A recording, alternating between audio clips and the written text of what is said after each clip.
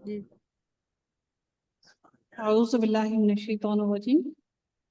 آگے دیکھتے ہیں کہ اللہ تعالیٰ ارشاد فرماتے ہیں کہ فمن کان منکم مریضا۔ اچھا، اس کے پہلے بارے میں بات ہو گئی تھی کہ جو کوئی حج اور عمرہ کی نیت کر لیتا ہے تو اللہ تعالیٰ فرماتے ہیں کہ اگر اس کو روک لیا جائے اور اس کو نہ جانے دیا جائے یا پھر وہ بیمار ہو اور وہ راستے میں ہی اس کی تکلیف زیادہ ہو جائے، کیونکہ پہلے کے سفر جو ہوتے تھے وہ پیدل ہوا کرتے تھے، اس لیے ان کو حکم دیا گیا کہ وہ اپنے سروں کو منڈوا لیں اور ان کو جو بھی قربانی میسر ہو اس کی قربانی کر دی، اور وہ پھر اپنے سروں کو منڈوائیں۔ اور پھر اللہ تعالیٰ نے یہ بھی حکم دیا کہ وَلَا تَحْلِقُوا رُؤُوسَكُمْ، تم اپنے سروں کو اس وقت تک نہ منڈواؤ حتیٰ یہاں تک کہ یبلغ الحدی محلہ، کہ جب تک کہ قربانی اپنی قربان گاہ کو نہ پہنچ جائے۔ جب قربانی قربان گاہ کو پہنچ جائے، قربان ہو جائے، اس کے بعد اپنے سروں کو منڈوانے کا حکم دیا گیا ہے۔ پہلے قربانی کرنی ہے اور اس کے بعد پھر سر کو منڈوانا ہے۔ ہم لوگ سمجھتے ہیں کہ ہم کیوں اپنے سر بالوں کو نہ کٹوائیں، تو ہمیں یہ سنت ابراہیمی ہے اور ہم اس کا ثواب لینے کی خاطر ہم اپنے بالوں کو نہیں کاٹتے، ٹھیک ہے؟ اور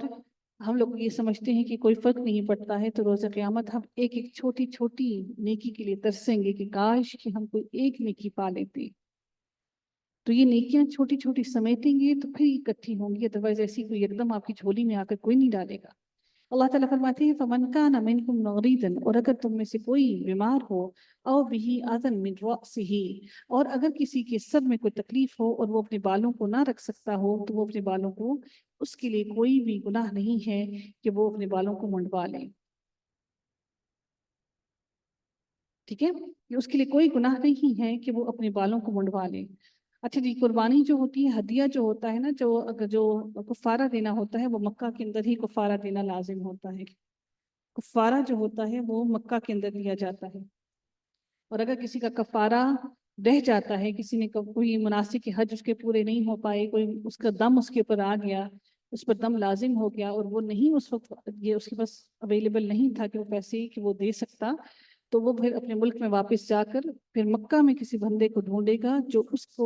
وہ اپنا وکیل بنا کر پھر اپنی طرف سے وہ کفارہ ادا کروائے گا، اور وہ مرتے دم تک اس کا کفارہ اس پر واجب رہے گا، وہ دم اس کو ادا کرنا لازم رہے گا۔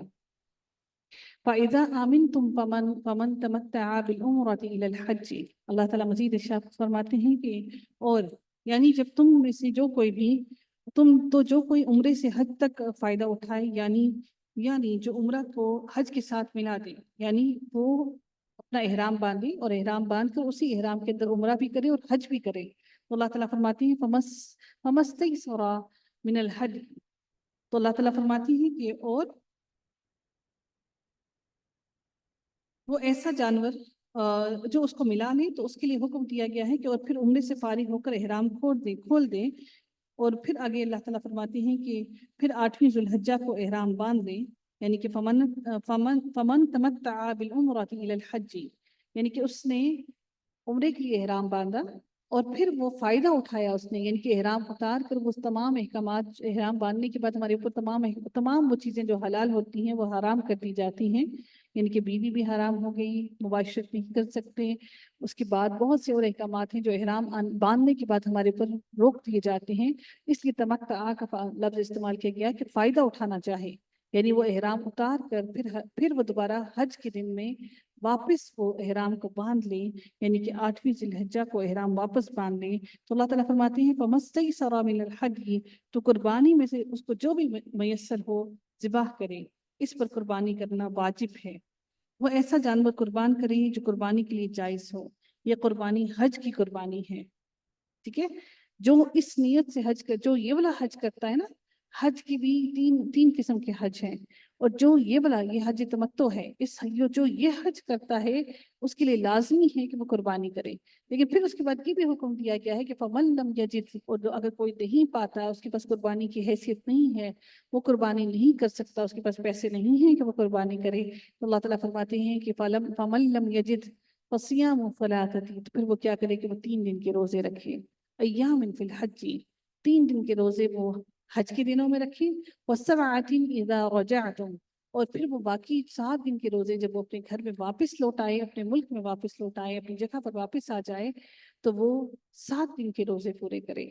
اللہ تعالیٰ فرماتے ہیں تِلْکَ عَشَرَةٌ کاملہ، کہ یہ پورے 10 دن کے روزے ہیں، یعنی یہ 10 دن کے روزے ہیں اس شخص کے لیے جو قربانی نہ کرے، اس کے لیے حکم ہے۔ ٹھیک ہے؟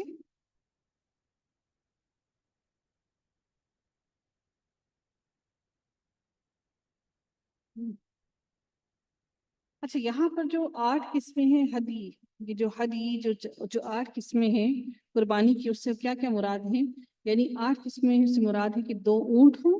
2 گائیں ہوں، 2 بھیڑ میں سے اور 2 بکری میں سے، پوری کی پوری 8 بنتی ہیں۔ ابو ہریرہ کہتے ہیں کہ رسول اللہ صلی اللہ علیہ وآلہ وسلم نے اپنی ان تمام ازواج مطہرات کی طرف سے جنہوں نے عمرہ کیا تھا، حجۃ الوداع کے موقع پر ایک گائے انہوں نے ذبح کی۔ حج کی 3 قسمیں ہیں، میں نے جسے آپ کو پہلے بھی کہا، ایک حج تمتع ہے، ایک حج قران ہے اور ایک حج افراد ہے۔ تینوں میں سے کوئی بھی صورت اختیار کی جا سکتی ہے۔ حج تمتع کرنے والا قربانی نہ کر سکتا ہو تو اس کے لیے حکم دیا گیا ہے جو ابھی ہم نے پڑھا ہے کہ حج تمتع کرے، یعنی کہ فائدہ اٹھائے، اور ایک عمرہ کے لیے وہ احرام باندھے، پھر احرام اتار کر پھر وہ دوبارہ سے حج کے لیے احرام باندھے، تو پھر وہ کیا کرے کہ وہ حج تمتع کے لیے 10 دن کے روزے رکھے۔ پھر 3 دن کے روزے اس نے رکھنے ہیں کہاں پر؟ حج کے دنوں میں، اور پھر 7 دن کے روزے اس نے واپس آ کر واپس گھر میں رکھنے ہیں، اپنے واپس جب گھر آئے گا۔ یہ روزے عمرے کے احرام کے ساتھ رکھے جائیں، اور ان کا آخری وقت یوم نہر کے بعد کے 3 دن ہیں، یعنی کہ جس دن قربانی ہو اس کے بعد کے 3 دن ہیں، اور افضل کی ہے کہ 7ویں، 8ویں اور 9ویں ذی الحجہ کو رکھے جائیں۔ آپ لوگوں کو سمجھ آ گیا کہ یہ جو 3 دن کے حج کے دنوں میں روزے رکھنے کا حکم دیا گیا ہے، یہ روزے عمرے کے احرام کے ساتھ رکھے جائیں، اور ان کا آخری وقت یوم النہر کے بعد، یعنی کہ جس دن قربانی ہوتی ہے اس کے بعد کے 3 دن ہیں۔ افضل یہ ہے کہ 7ویں، 8ویں اور 9ویں ذی الحجہ کو رکھے جائیں۔ اگر تینوں یا ان میں سے کچھ روزے عید سے پہلے نہ رکھ سکیں تو ایام تشریق میں بھی یہ روزے رکھنے جائز ہیں، جیسا کہ سیدہ عائشہ رضی اللہ تعالیٰ عنہا کا قول ہے کہ صحیح بخاری میں کہ ایام تشریق میں روزے رکھنے کی اجازت نہیں ہے، ہاں البتہ جس شخص کے پاس قربانی کا جانور نہ ہو تو وہ ان دنوں میں روزے رکھ سکتا ہے۔ بخاری شریف کی حدیث نمبر 1997 1998 میں ہے۔ اور 7 دن کے روزے اس وقت جب تم واپس آؤ، اگر حج تمتع والے کے پاس قربانی نہ ہو تو وہ اس کے بدلے میں روزے رکھ سکتا ہے 3 حج کے دنوں میں، اور 7 روزے مکہ میں واپس آ کر واپسی کے سفر میں اور گھر پہنچ کر رکھے جا سکتے ہیں۔ تِلْکَ عَشَرَةٌ کاملہ، یہ پورے 10 دن کے روزے ہیں، 3 حج کے دنوں میں اور 7 گھر واپس آنے کے بعد کی۔ ٹھیک ہے جی، آئی ہوپ سو کہ آپ لوگوں کو یہ بات انشاءاللہ کلیئر ہو گئی ہوگی۔ حج قران اور حج تمتع کرنے والے قربانی کریں گے، ان پر واجب ہے۔ حج افراد کرنے والے پر قربانی واجب نہیں ہے۔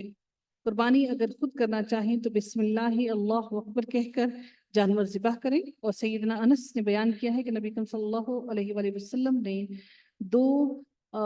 دو مینڈھوں کی قربانی کی، جس میں نے دیکھا کہ نبی کریم صلی اللہ علیہ وآلہ وسلم اپنے پاؤں جانور کے اوپر رکھے ہوئے ہیں اور بسم اللہ واللہ اکبر پڑھ رہے ہیں۔ اس طرح آپ نے دونوں مینڈھوں کو اپنے ہاتھ سے ذبح کیا۔ اور قربانی کا گوشت خود کھانا بھی مسنون ہے، ہمیں چاہیے کہ ہم قربانی کا گوشت کھائیں، اور اس میں بھی ثواب اور اجر کا باعث ہے۔ ہم لوگ قربانی کا گوشت نہیں کھاتے کہ ہمیں دل خراب ہوتا ہے، جبکہ یہ مسنون ہے۔ ٹھیک ہے جی، 10 ذی الحجہ کو کسی وجہ سے قربانی نہ کر سکیں تو یہ یاد رکھیے گا کہ ایام تشریق کون سے دن ہیں؟ 11، 12 اور 13 ذی الحجہ کی عصر تک قربانی کر سکتے ہیں۔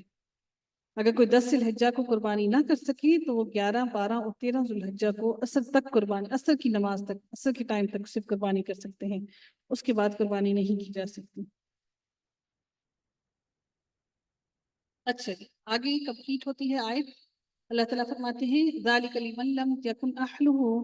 حَاضِرِ الْمَسْجِدِ الْحَرَامِ وَاتَّقُوا اللَّهَ وَاعْلَمُوا أَنَّ اللَّهَ شَدِيدُ الْعِقَابِ۔ اللہ تعالیٰ فرماتی ہے اور اللہ تعالیٰ سے ڈر جاؤ۔ اللہ تعالیٰ نے حکم دیا ہے کہ اللہ تعالیٰ سے ثواب کی امید رکھ کر اس کے احکامات کی اطاعت کرتے رہو، اور اس کے عذابوں کے خوف سے تمام برے کاموں سے اجتناب کرتے ہوئے اللہ تعالیٰ سے ڈر جاؤ۔ اللہ تعالیٰ نے اپنے آپ سے ڈرنے کا حکم دیا ہے تاکہ اس کے احکامات اور فرائض کو پورا کیا جا سکے۔ یہاں اللہ تعالیٰ نے خاص طور پر حج کے حوالے سے حکم دیا ہے کہ جس کا حکم دیا جائے وہ کر لو، اور جس سے روکا جائے رک جاؤ۔ حج افراد وہ ہوتا ہے، حج افراد جس کے اندر صرف اور صرف اکیلا حج کیا جاتا ہے، جس کے ساتھ اس کو حج افراد کہتے ہیں، اکیلا فرد، اکیلا، ٹھیک ہے۔ اور حجی قران وہ ہوتا ہے جس کے اندر ہم لوگ وہ باندھتے ہیں، احرام باندھتے ہیں، اور اسی احرام کے اندر ہی ہم لوگ حج بھی کر لیتے ہیں اور عمرہ بھی کر لیتے ہیں۔